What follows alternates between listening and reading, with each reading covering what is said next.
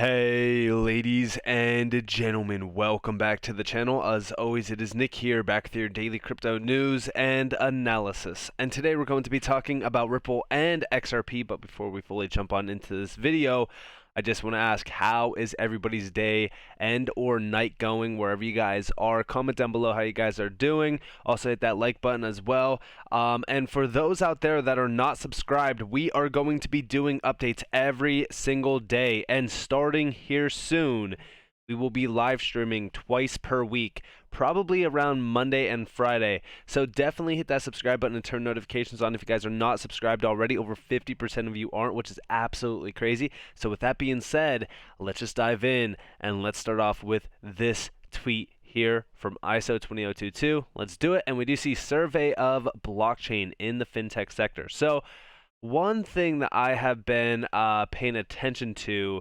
is the names of the networks and companies behind this space that are mentioned within all of these surveys. And these surveys are mainly around the disruption as well as the improvement of the overall current monetary system. And here we have a survey of blockchain applications in the fintech sector. And this is talking about the true potential in traditional financial offerings by delivering digital financial services to individuals worldwide. And they do go on to mention a lot more around DLT applications and stuff like that. One thing that I do want to mention is the fact that when we look at the keywords here, it's centered on blockchain, fintech, payment services, deposits and lending, financial services, Bitcoin, Ethereum, Hyperledger, smart contracts, and digital wallets. They're talking about digital wallets because there's 1.7 billion individuals that are unbanked, and they want to bank them. They want to allow them to have their digital wallets, to have their, CBDCs, their digital currencies, all that kind of stuff, which we do talk about quite a bit on this channel as well. A lot of it is kind of skewed to say, hey, we're doing this because, we want to help you. We want to, have these things benefit you. But we do know the secret behind those CBDCs. Obviously, we could try to resist as much as possible, but in my opinion, I do think that they are inevitable, sadly. But when we look at all of the companies labeled here and the main names, there's only a couple companies that we know around crypto that are mentioned within this. Those include Ripple, Stellar, and Algorand. Now, Stripe, Zelle, and PayPal are major players that have been adopting a lot of crypto technology. They've been doing partnerships with a lot of major names. For an example, I'm pretty sure, I want to say Stripe is partnered with Stellar. I think that they partnered with Stellar a very long time ago. I think that we talked about that in a video, I want to say about a month and a half ago. It's been a while. But also, Algorand is mentioned here, which, by the way, if you guys are not already looking at Algorand, I highly suggest you do. Recently, we came down to like 16 cents, and it was just, I couldn't believe it. But nonetheless, these are the ones that we do mention quite a bit. The funny thing is that like when we look at Ripple, we do see like consumer payments up here. Yeah, I don't really care about Ripple for consumer payments. That's more so centered on Stellar. When we look at Ripple, we are focused on international money transfer, and we're also talking about institutional grade clients, B2B, stuff like that. That's the big money applications that we focus on. But also, in this last section here, we also do see Ripple and Algorand and even Stellar mentioned quite a bit. This is the payment sector. And we do see these being highlighted as leverage to solve these sectors' problems. The subsection discusses two retail and consumer payments fintech companies, Ripple and Stellar, with increased users in online shopping, ride-sharing, food delivery, etc. Payment methods have now moved away from in-person exchanges of money and gravitated towards digitization.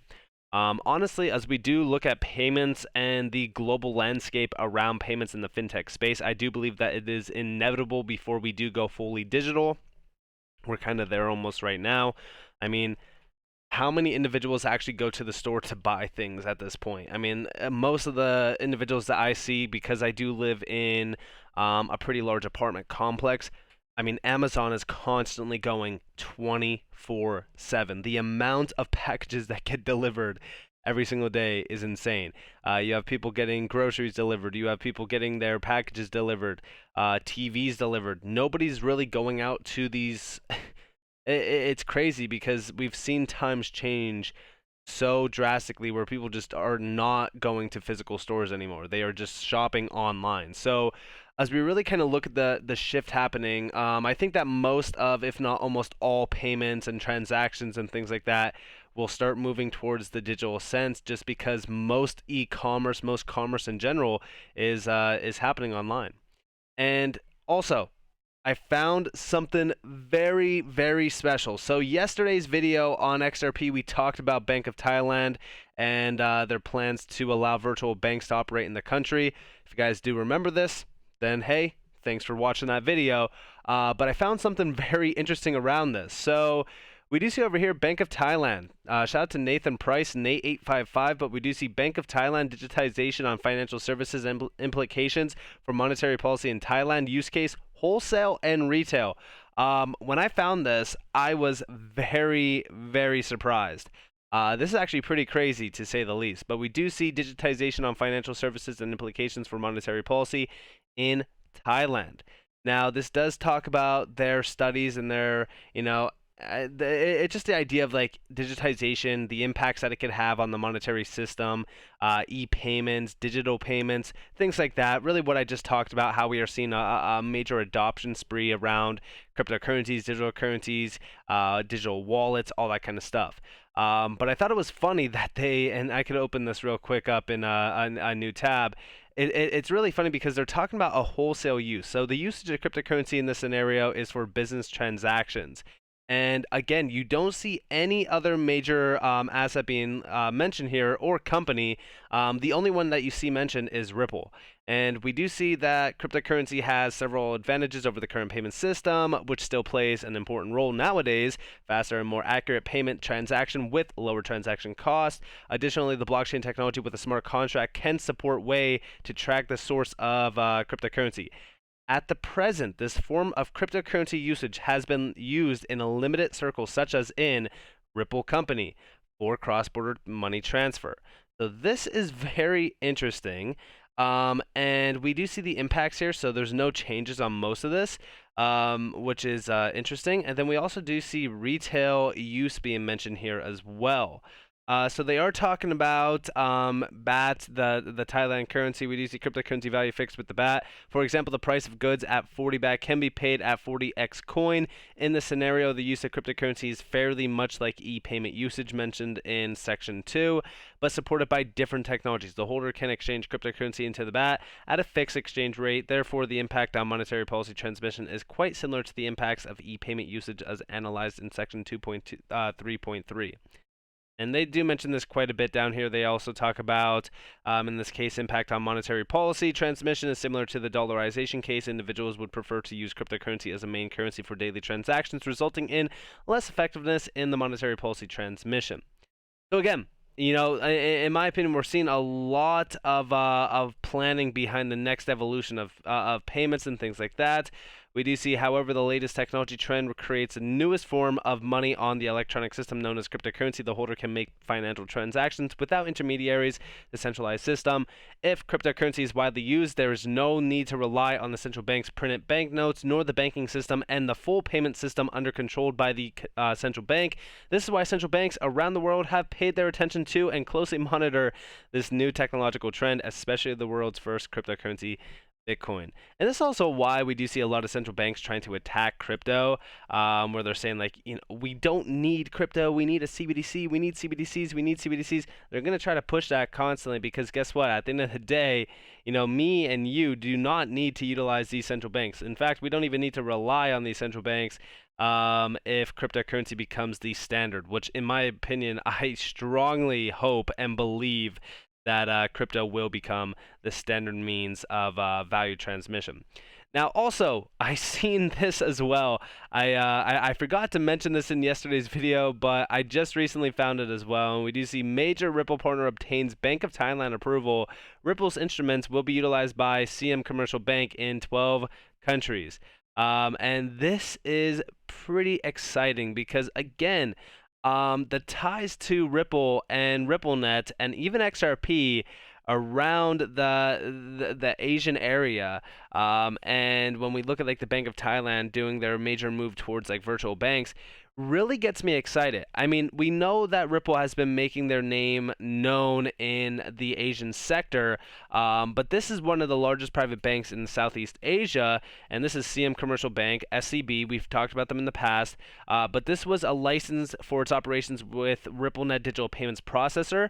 Now, I'm pretty sure we mentioned this back in 2021. I'm not sure if we did, but I thought it was very interesting to bring this back up because when we really kind of look at this and we kind of compare it to where we are now, it is very exciting to see Bank of Thailand move forward on digitization and moving extremely fast on the evolution of money and realizing the value behind it. That's why like even when we look at like the last or like the major like past ideas and things that have happened, we really kind of look at these videos on where like XRP was pitched, where the idea of like, okay, well now we could have RippleNet plug and played with your bank, and it could be utilized by these banks to establish reliable, fast, and cost-effective cross-border money corridors for individuals and even businesses. This will not only increase the efficiency of payments, but it will also provide an incredible value creation. And this would be 12 countries, multiple currencies, the fastest in England to Singapore in 30 seconds, and does a live demo as well. And this was that video. So again, I really look at the value proposition here behind Ripple, and it is significant. I think that it's only a matter of time before we start to see a much larger evolution of this use case at scale. I'm also very excited for what's going to happen next because these announcements where you start to see these banks going virtual and these banks sort of transition to a digital means of just payments and operations, it kind of prints a bigger picture on what's coming.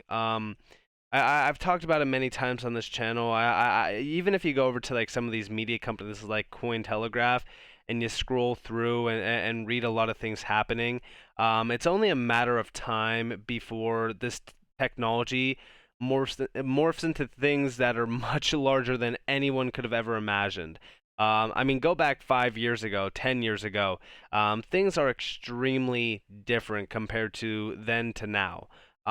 Even going back to 2017 and 2018, right? This space is completely different. And I'm not saying like different in the means of like, price or anything like that. No. I mean, look at the mass adoption behind crypto. Look at some of these articles that you're seeing around like the metaverse and how these cities are adopting the metaverse and they're adopting crypto and new digital experiences and even like again, value creation, regulations. Regulations are moving extremely fast, and it's only a matter of time before we start to see regulations become the norm, right? We're going to see some sort of regulatory framework that comes into play that will be the global framework that all of these major countries and these major financial institutions utilize. And then guess what's going to happen from there on out, right? We look at the companies, we look at the assets that are being mentioned, we look at what's happening around this technology. In my opinion, when we look at XRP, right? The best thing about XRP is that one, we don't really need Ripple, right? We don't need Ripple. Ripple is not XRP. XRP is not Ripple. But one thing that's very, very incredible around XRP is that we have that real world application tied to it. On-demand liquidity through XRP is such an extravagant use case. It is a use case that overshadows 99% of the use cases within this market. And as we focus on the evolution of DLT technology in the sense of tokenization, digitization, I have zero doubt that trillions and trillions of dollars will flow into crypto overnight. Reasoning why? It's very simple. Efficiencies, right? The efficiencies behind this technology is completely night and day compared to any traditional technology. This is why we see big names jumping into crypto, seeing the value behind crypto. BlackRock, JP Morgan, Citi, Bank of America, Bank of Thailand, these major banking entities. I mean, institutional grade adoption is going to grow rapidly. I am beyond excited about what is happening around this market.